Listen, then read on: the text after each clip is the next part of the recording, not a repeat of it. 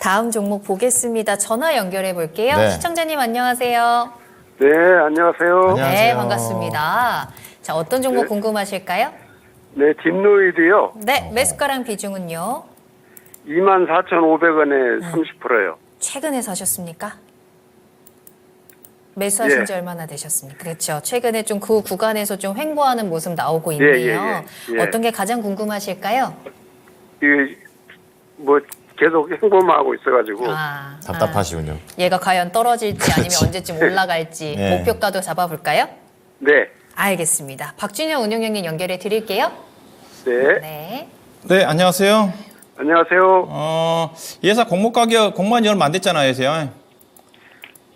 그 주식한 지가 얼마 안 돼가지고요. 예, 좀 됐긴 했는데 이 회사 공모가 15,000원대 했었어요, 회사요. 네. 아마 기술 특례 상장한 걸 알고 있는데 AI 의료 기업이지 않습니까, 그렇죠? 그 정도는 알고 사셨겠죠, 회사요. 다양한 뭐 질병이라든가 질환을 데이터화해가지고 향후에 예상되는 질환을 미리 예측하는 게 AI 의료 기술인데, 그래서 최근에 이제 관련 종목들이 일부 정부에서도 일부 어디 회사인가요? 회사 의료보험도 좀 적용이 좀 되면서 AI 의료 시장에 대한 관심이 좀 높아지고 있는 쪽인데, 아마 미국을 중심으로 해서는 상당히 이 분야 자체가 활성화 좀 되고 있는 걸로 알고 있고, 그래서 국내 같은 경우도 최근 들어서 대표적인 회사가 루니라는 회사가 올해 대박 났지 않습니까? 최근에 조정을 받고 있지만 루니 주가가 거의 그렇죠. 9,000원대짜리 주식이 13만 원까지 13배 정도 급등을 한 주식이니까 예종목이 대표적인 AI 의료기업인데, 그래서 다른 관련 또 종목들도 좀 최근에 좀 올라서다가 좀 조정을 받고 있는 쪽인데, 근데 이거 길게 보고 투자하실 건가요? 아니면 어느 정도 기간을 좀 보고 계세요? 저요. 예.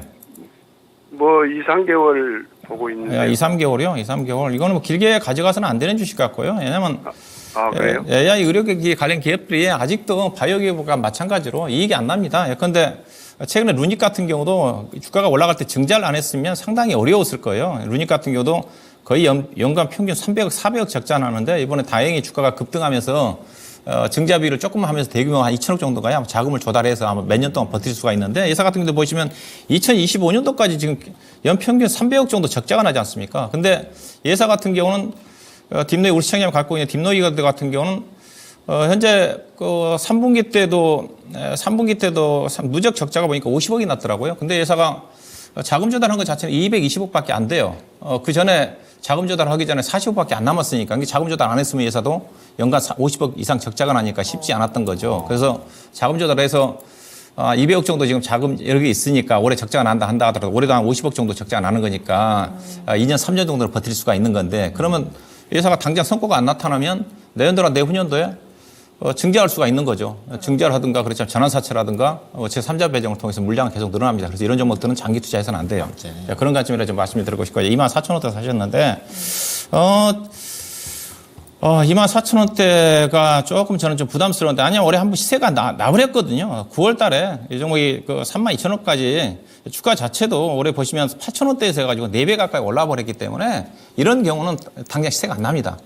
상당히 좀 냉각기가 필요해요. 그래서 최근에 그 흐름이 좀 전개가 좀 되고 있는데, 왜냐면 이 종목들이 빠졌다가 좀 올라왔거든요. 그래서 32,000원 정도 가는 것 자체는 개인적으로 내년도 상반기 정도 좀 가야 되는 게 아닌가 생각이 좀 되고요. 그래서 일단 리스크 관리 좀 병행을 해야 될 것 같고, 현재로 봐서는 최근에 고점이 형성됐던 가격대가 26,000원 정도 언저리 정도가 좀 되는 거니까, 일단 26,000원 정도 넘어가게 되면 단계적으로 10% 정도 비중 축소하시고요. 다행히 28,000원에다가 3만 원 정도 올라온다 한다면 적극적으로 매도한 전략이 필요할 것 같고, 그다음에 손절 가격도 좀 제시해 드려야 될 것 같은데요. 22,000원 정도 이탈하게 되면 비중이 30% 정도 되면 좀 많은 수준입니다. 최소한 10%라든가 15% 정도, 반 정도는 리스크 관리 관점에서 22,500원을 이탈한 시점에서도 리스크 관리가 좀 필요하지 않겠는가, 그런 관점에서 대응 전략을 고민을 좀 해봐야 될 것 같습니다.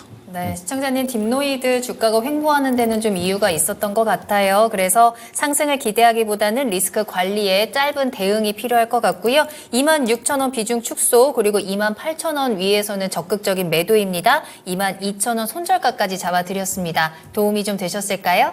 네, 감사합니다. 네, 잘 대응하시고 시장 잘 버텨내시길 바랄게요. 네. 네, 감사합니다.